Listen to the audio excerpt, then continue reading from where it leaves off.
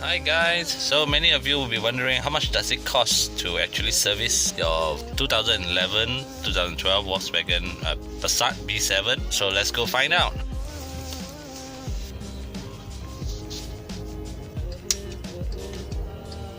We are now here at Vac Technic again.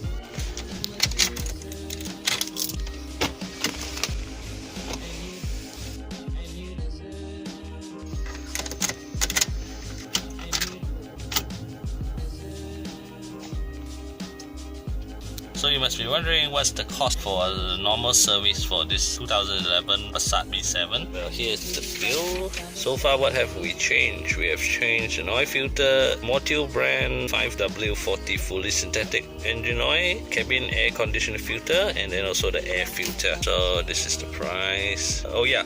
And the cabin filter we use an OEM part, and for the air filter we used an original Volkswagen air filter, which is slightly more expensive. The whole bill comes to a total about 500. So there you go.